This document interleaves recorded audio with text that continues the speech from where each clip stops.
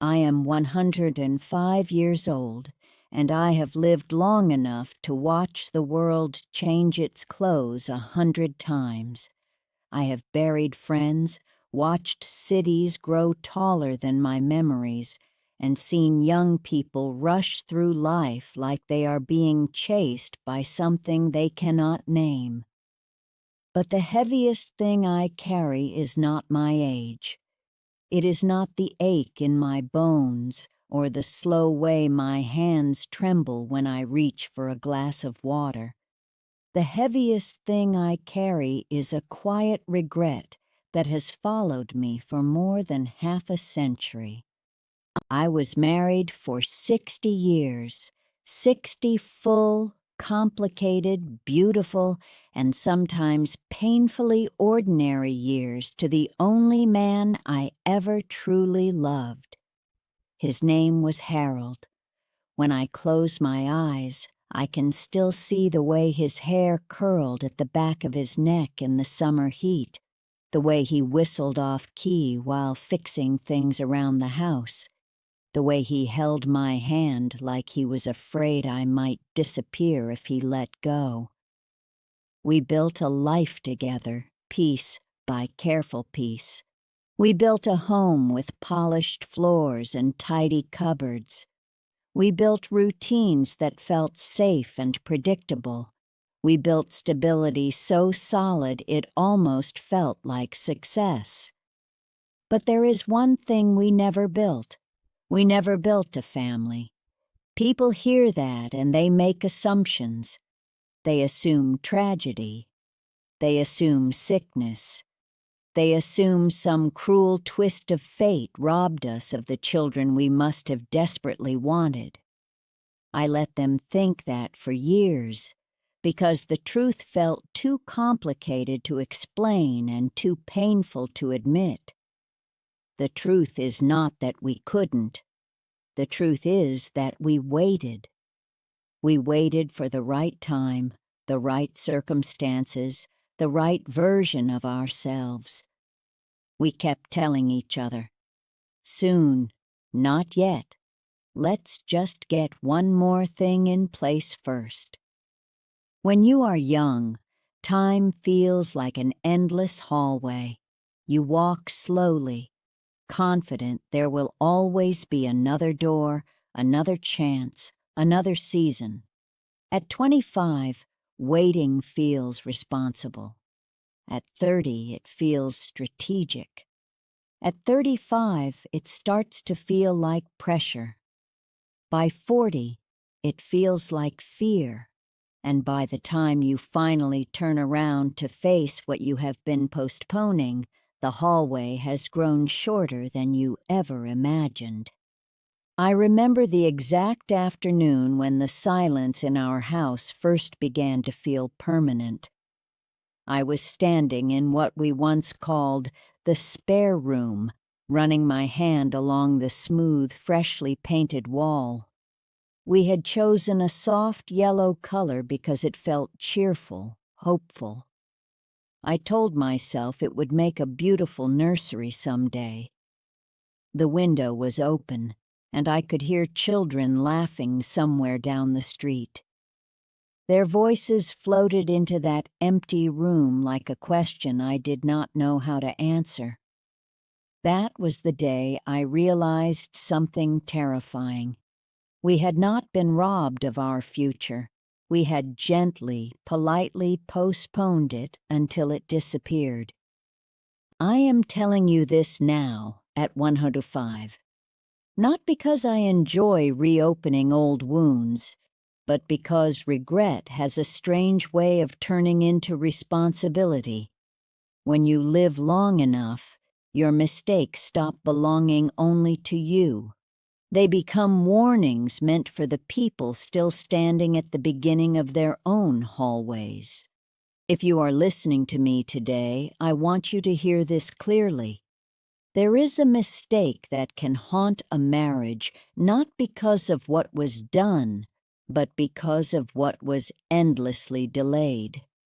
And once you understand how quietly that mistake grows, You will never look at the word later the same way again. The mistake did not arrive in our lives like a storm.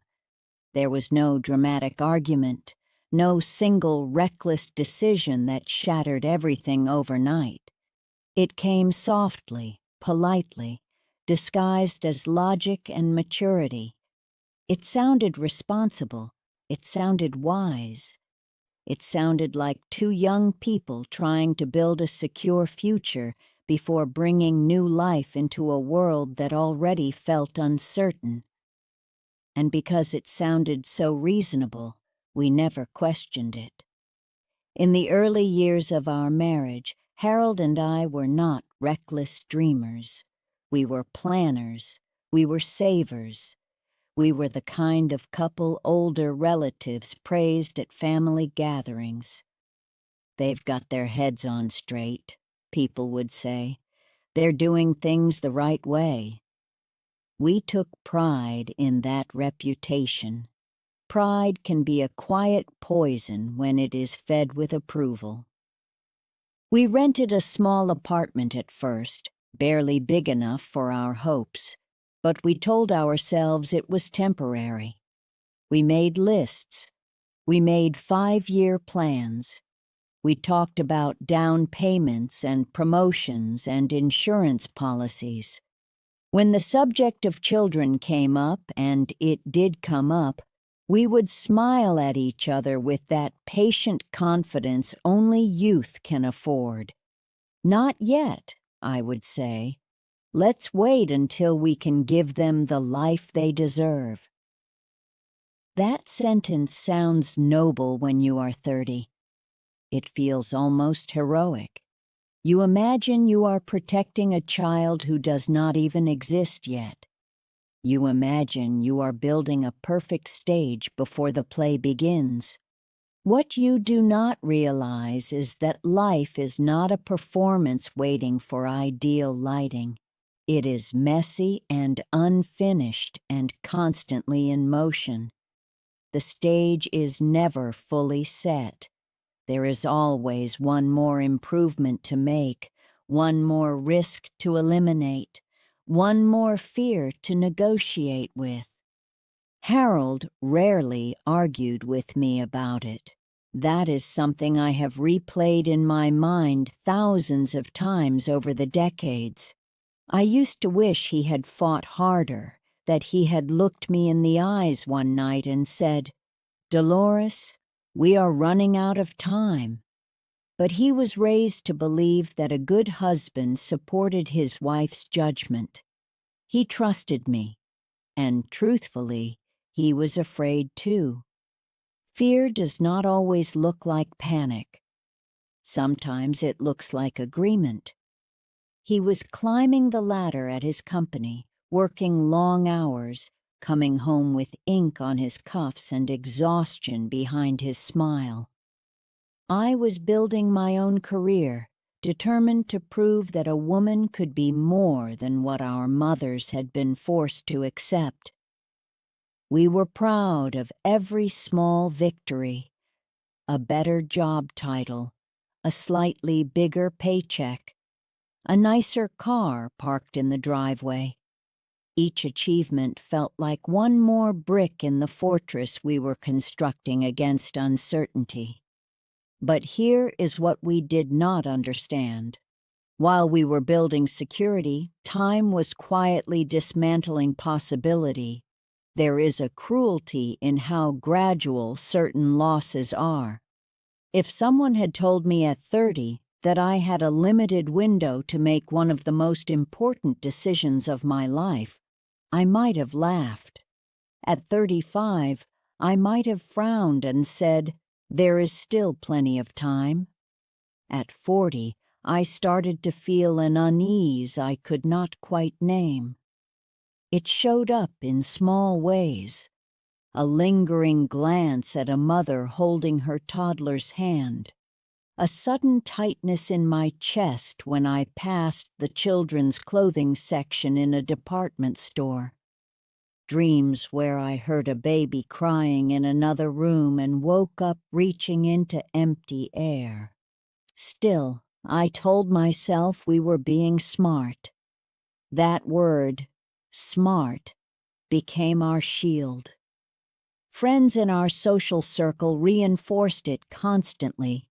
We lived in a time when the idea of delaying children was becoming fashionable among the educated and ambitious. At dinner parties, people spoke about freedom as if it were the highest form of success. They talked about travel, about financial independence, about not being tied down. Harold and I would nod along, grateful to feel included in what seemed like a more sophisticated way of living. Looking back now, I see how easily human beings confuse consensus with truth. Just because many people are walking in the same direction does not mean they are heading somewhere meaningful. My sister, on the other hand, lived in what we privately described as chaos. She had her first child at 22, her second before she turned 25. Her apartment was noisy and cluttered and permanently scented with something cooking on the stove. When we visited, I would sit on her worn sofa and watch her juggle crying babies and unpaid bills with a kind of fierce determination that both impressed and frightened me. I told myself I did not want that life. I told myself she had been careless. What I did not tell myself was that her house was full of a warmth ours never quite achieved. Years later, when her children were grown and returning home for Sunday dinners with their own little ones in tow, I began to understand something I had refused to see. She had not waited for perfect conditions. She had trusted that love and effort could make imperfect circumstances livable. While Harold and I were polishing our floors and balancing our accounts, she was building a legacy of voices and memories that would outlast her. There was a particular Christmas that still lives inside me like a photograph I cannot put away. We had just moved into the house we once dreamed about. It was spacious, tastefully decorated, every detail carefully chosen. The tree in the living room was elegant, symmetrical, almost magazine perfect. We exchanged gifts, toasted to our accomplishments, and told each other how lucky we were. And yet, as the evening wore on, a strange hollowness settled over me. The silence between carols felt too wide.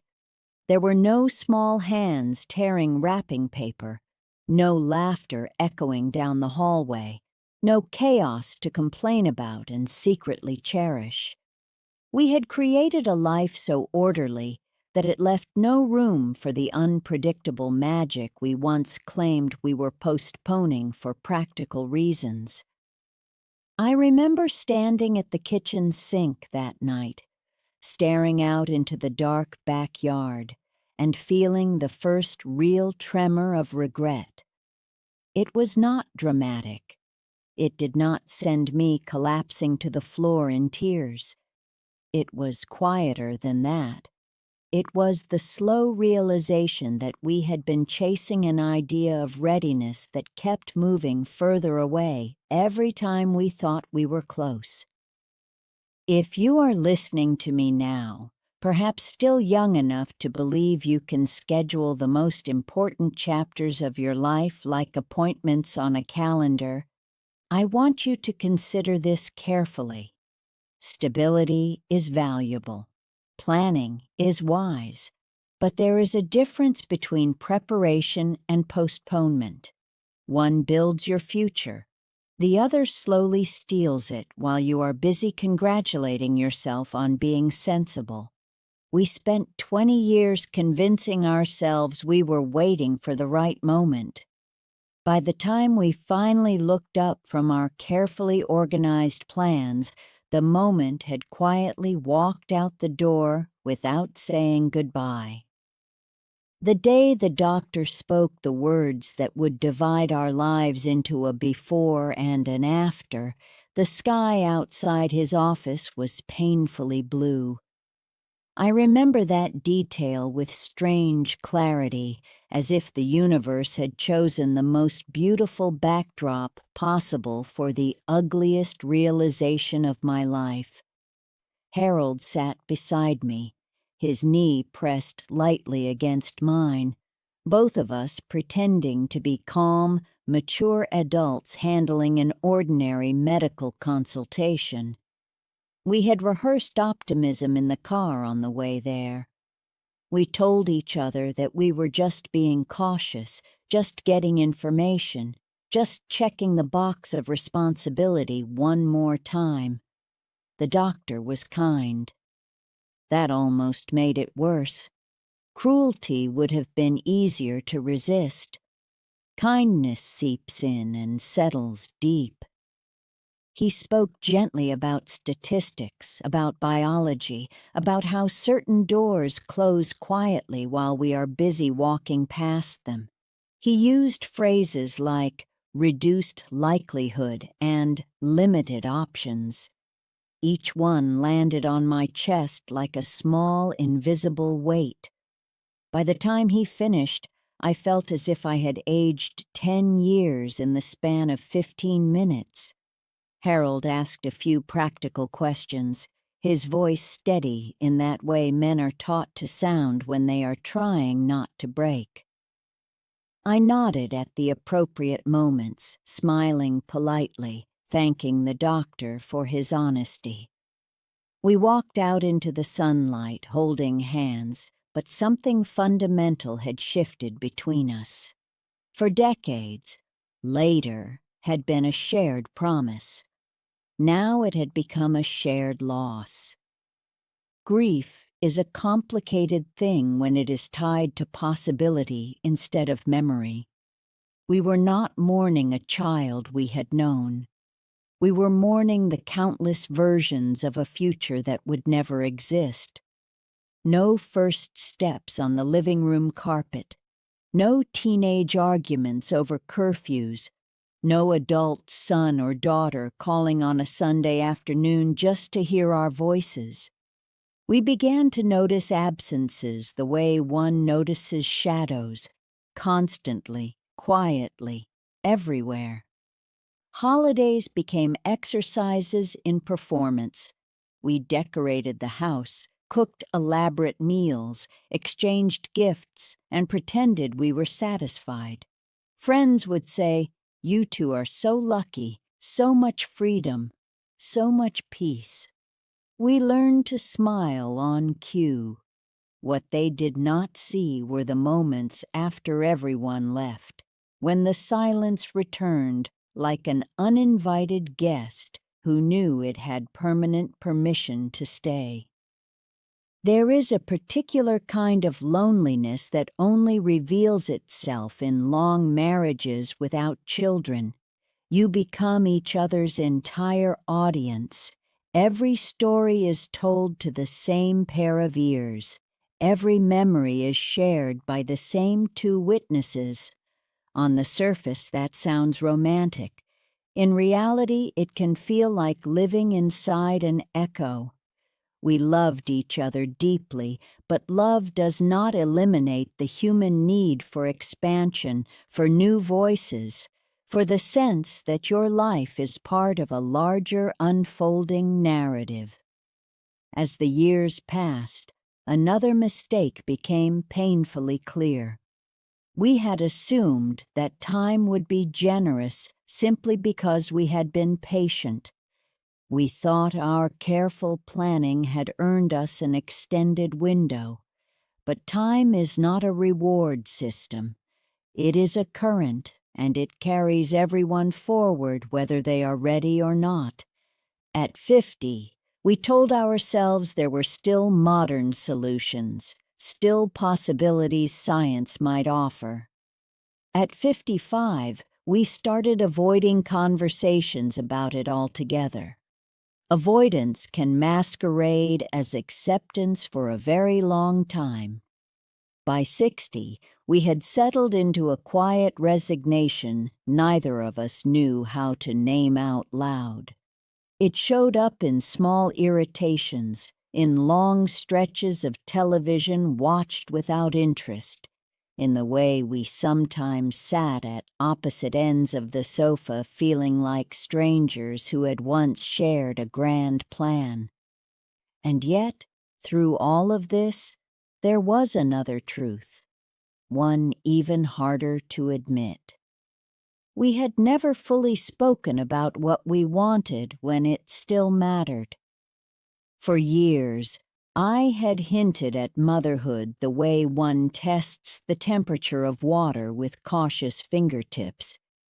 I would pause in front of baby clothes in a store window and say something light, something deniable. "Aren't these sweet?" I would comment during visits with friends who had children. I told myself Harold understood the deeper meaning behind my casual tone. I told myself he would take the lead if he truly felt the same longing. He later confessed he had been waiting for me to make a clear declaration. He thought my ambition meant I preferred the life we had built. He admired my independence. He did not want to impose his own quiet desire for fatherhood on a woman he respected, so he swallowed his wishes and called it support. Two people, one shared dream, a lifetime of polite silence. It is astonishing how often marriages are shaped not by open conflict, but by unspoken fear. We were afraid of pressuring each other, afraid of disrupting our image as a harmonious couple, afraid of discovering that our priorities might not align as perfectly as we pretended. So we chose comfort over clarity. We chose assumption over truth. When we finally had the conversation, the real one, stripped of hints and protective laughter, it came out in a flood of tears and accusations directed mostly at ourselves. "Why didn't you tell me?" I asked him. "Why didn't you?" he asked me in return. There was no villain in our story, only two decent people who had underestimated the cost of silence. By then, the conversation was no longer a doorway. It was a eulogy for a life we had postponed into extinction. In the decades that followed, we became experts at observing other families. At parks, we watched grandparents push swings and felt a tenderness tinged with envy. At restaurants, we listened to the chaotic music of large gatherings and wondered what it might have been like to be the center of such noise. Even simple things, like filling out forms that asked for next of kin, carried a subtle sting. Career achievements that once felt monumental began to shrink in the perspective of old age. Awards gathered dust. Job titles became irrelevant anecdotes. The companies we had served so faithfully replaced us with younger, faster versions of ourselves within months of our retirement. The machine of productivity never pauses long enough to honor individual loyalty. Family, on the other hand, is not a machine. It is a living continuity. It remembers you in stories, in gestures, in the shape of a smile that mirrors your own decades later. We realized too late that we had traded something irreplaceable for something inherently temporary. I am not telling you this to romanticize parenthood or to suggest that one life path is universally superior. What I am telling you is far simpler and far more urgent. Do not let fear, perfectionism, or the comforting approval of others silence the deepest truths in your own heart. Do not assume the people you love can read your quiet longing. And above all, do not treat time as an endless resource you can budget indefinitely, because one day you may find yourself, as I did, standing in a beautiful house filled with carefully chosen furniture and an absence so profound it echoes louder than any regret you have ever known. Now I sit by the same window I have looked out of for more than 40 years, watching seasons arrive and leave like visitors who no longer need permission to come or go. Harold has been gone for some time now. When you live to be 105, you learn that even the deepest companionship is, in the end, temporary. The chair across from mine stays empty most days. Sometimes I still catch myself turning toward it to make a comment about the weather or the news, forgetting for a brief second that the conversation has already ended. This is what long life gives you, perspective sharpened by loss. You begin to see patterns you were too busy living to notice before. You understand that the biggest turning points rarely look dramatic in the moment. They look like small decisions repeated over and over until they shape an entire destiny. Waiting was one of those decisions for us. Silence was another. Fear, disguised as wisdom, was perhaps the most powerful of all. If I could sit across from my younger self now, I would not scold her. I understand why she did what she did. She wanted security.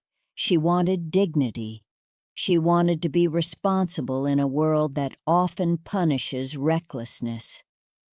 But I would take her hands and tell her something no one ever told us clearly enough. Life does not reward you for being perfectly prepared. It rewards you for being present and brave when the moment asks something of your heart. There are dreams that can survive delay. You can travel later. You can change careers later. You can move to a different city or learn a new skill well into your 60s and 70s. Human beings are astonishingly adaptable in many ways, but there are certain windows that do not reopen once they close, certain seasons of life that come only once and leave quietly, without ceremony or apology. You do not hear them shut. You only feel the echo years afterward. If you are married or hoping to be, I want you to carry one lesson from our story above all others. Speak the truth of what you want while it can still shape your future. Do not reduce your deepest longings to polite suggestions. Do not assume love means automatic understanding. Love is not mind reading. Love is courage expressed out loud. Sit down at the kitchen table. Turn off the television. Put your phone in another room. Look at the person you have chosen to share your life with and say the things that feel frightening to say. Say them before convenience turns into habit. Say them before habit turns into years. Say them before years turn into a quiet house filled with perfectly arranged objects and unanswered questions. And if your heart is urging you toward something meaningful, a family, a purpose, a calling you keep postponing until conditions feel safer, listen carefully. Fear will always produce logical arguments for delay. Society will always provide examples of people who seem successful while avoiding the risks you are considering. But at the end of your life, it is not society that sits with you in the silence. It is not logic that warms your hands on a cold morning. It is the memory of what you chose and what you allowed to pass you by. I am not bitter. Age has sanded down the sharpest edges of regret. I have known love. I have known loyalty. I have known the quiet beauty of sharing 6 decades with one human soul who truly saw me. That is no small blessing. But wisdom, real wisdom, is born when gratitude and sorrow learn to live in the same heart without canceling each other out. So I offer you our mistake not as a tragedy to pity, but as a lantern to carry forward. Let it light the hallway of your own decisions. Let it remind you that later is a promise no one has the authority to make. One day, if you are fortunate enough to grow old, you will sit somewhere very still and look back across the landscape of your life. You will not measure it only by what you achieved. You will measure it by what you embraced while the chance was still warm in your hands. Do not wait so long that your dreams become stories you tell strangers from a quiet chair by the window. Live them while they are still within reach.